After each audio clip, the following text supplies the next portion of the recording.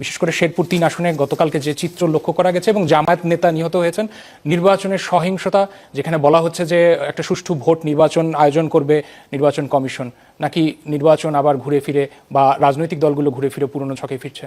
ইশতেহার পাঠ করা হবে, আমি যতদূর শুনেছি এটা ছিল সেই অনুষ্ঠান। প্রশ্ন হচ্ছে ইশতেহার পাঠ করা হবে, কে কাকে শোনাবে? শোনা তো উচিত জনগণের, কিন্তু সেখানে দলীয় কর্মীরা গিয়ে হাজির হয়েছেন সবাই, এবং তারা একেবারেই সামনের আসনগুলি নাকি সব দখল করে, প্রায় অধিকাংশ আসনই দখল করে ফেলেছিলেন।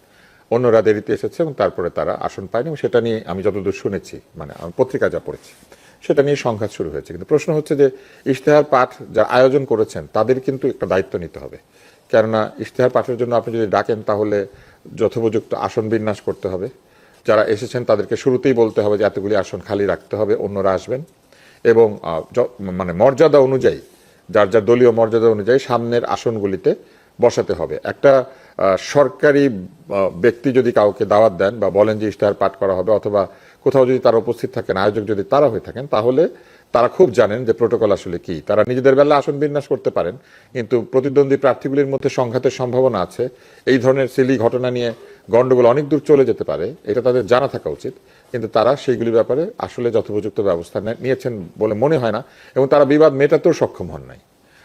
আমি মনে করি যে এখানে আয়োজকদের দায়িত্ব নিতে হবে, কারণ পুরো ব্যাপারটাই আসলে ঘটেছে এক ধরনের অনভিজ্ঞতা, অমনোযোগিতা এবং মূল বিষয়ের প্রতি অবহেলার কারণে আমার কাছে মনে হয়েছে। এই সংঘাত আমাদেরকে একটু সতর্ক করেছে আমি মনে করি, এবং এই ধরনের সংঘাত যেন আরও তৈরি না হয় সেই জন্য সতর্ক থাকতে হবে। আরেকটি বিষয় হচ্ছে ইশতেহার তো এখনো প্রকাশিত হয় নাই, তাহলে ইশতেহারের পাঠ কিভাবে, মানে কোন ইশতেহারের পাঠ?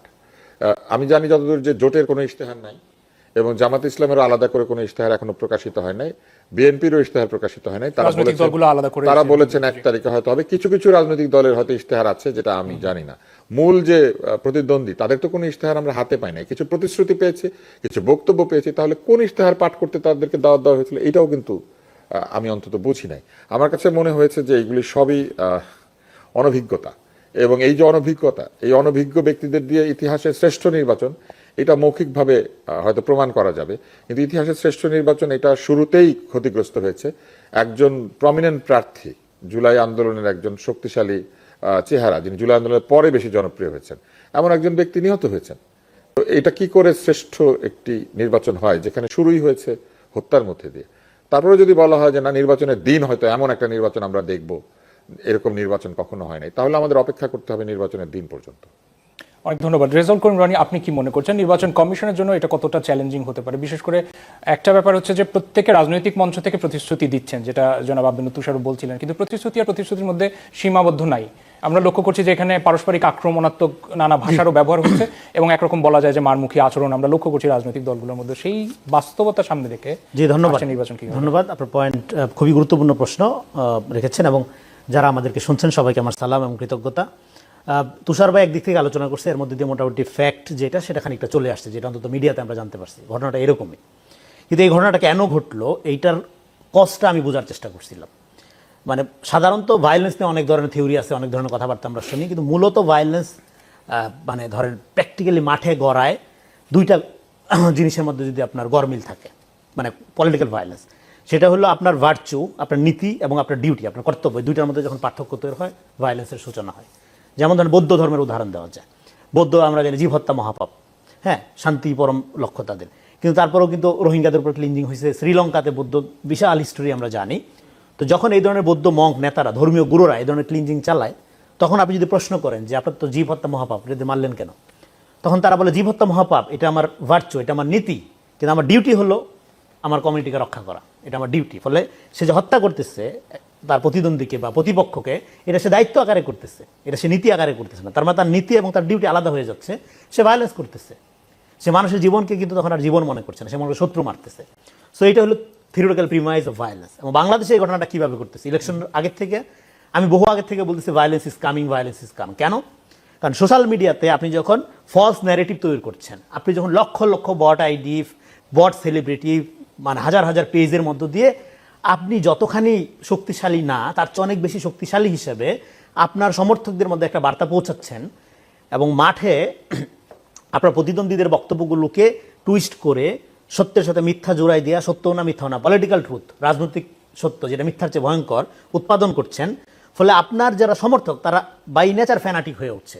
এবার ওরা যখন মাঠে যাচ্ছে তাদের ইমাজিনেশনের মধ্যে তো তারা মানে ধরেন আপনার এই মিথিক্যালি বা ধরেন হাইপ অনুযায়ী তারাই সবচেয়ে শক্তিশালী, তাদের প্রতিদ্বন্দ্বী আর কেউ নেই, তারাই সবচেয়ে সাচ্চা, তারাই জুলাই, তারাই আপনার সবচেয়ে সৎ লোক, তারাই সবচেয়ে মহান, তারাই সবচেয়ে ডেডিকেটেড, তারাই চুজেন পিপল। হ্যাঁ, এরকমভাবে যখন আপনি ন্যারেটিভ তৈরি করেন, তো মাঠে যেয়ে দেখা গেল নো, প্রতিদ্বন্দ্বী মাঠে অনেক শক্তিশালী, প্রতিদ্বন্দ্বীর দখলে মাঠ।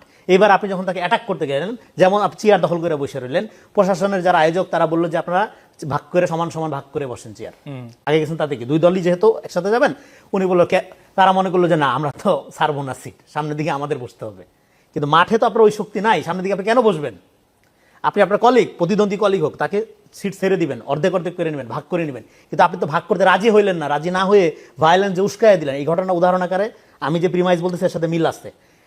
সে ছাড়তে যে রাজি হইল না, এই কনফিডেন্স কই থেকে পাইলো? না, এটাও কি মাঠে তাদের একটা প্রভাব রাখার জন্য কি কৌশলগত একটা? কৌশলগত না, এটা হলো believe in wrong thing is more dangerous than believe in nothing. আচ্ছা। আপনি এই যে মিথ্যাটা বিশ্বাস করে গেলেন, আপনি মনে করলেন যে আপনার সমর্থকের বাইরে দুনিয়ায় আর কিছু নাই, ভুয়া সমর্থক, ভুয়া আপনার ন্যারেশনের মধ্যে আপনি মাঠে যেয়ে দেখলেন যে আপনার প্রতিদ্বন্দ্বী আপনার চেয়ে অনেক শক্তিশালী। ফলে আপনি যেহেতু আপনার কল্পনা চিন্তা যেহেতু আপনি আগায় গেছেন, আপনি বট আইডিকে মনে করছেন যে রিয়েল মানুষ এবং ওরা আপনার সমর্থক, ফলে মাঠে আপনি যখন অ্যাক্ট করছেন আপনার প্রতিদ্বন্দ্বী শক্তিশালী, মাঠ তো তার দখলে, সে তখন রিয়েক্ট করছে, ভায়োলেন্স হয়েছে, দুইটা মারামারি হয়েছে, আহত একজন মারা গেছে। That's the cause. তাহলে এটার তারপরে প্রতিক্রিয়া কি ভায়োলেন্স, হবে? তাহলে ভায়োলেন্স শুরু হচ্ছে কোথায়? শুরু হচ্ছে প্রথমে সোশ্যাল মিডিয়াতে। দেখেন, ডেমোক্রেসি সেকেন্ড, টলারেন্সি ফার্স্ট। আপনার যখন টলারেন্সি নাই, আপনি ডেমোক্রেসির যোগ্য না। ধরেন আমি তুষার ভাইকে ক্রিটিক করলাম বা আপনাকে ক্রিটিক করলাম, আপনি সেটার পয়েন্টের মধ্যে না থেকে এবার আপনি বললেন যে আপনার তো টেরা, আপনি তো কালো।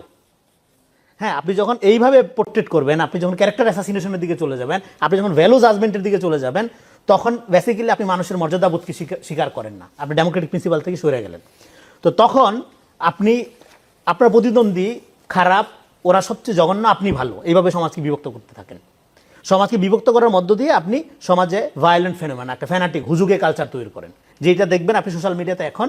আপনি যদি একটা দলের সমালোচনা করেন তাহলে আপনি নিরপেক্ষ না, আপনার বিরুদ্ধে শত শত লক্ষ লক্ষ ফটোকার্ড ছাড়া হবে, আপনার প্রত্যেকটা বক্তব্য বিকৃত করে 10 সেকেন্ড নিয়ে ভিলিফাই করা হবে।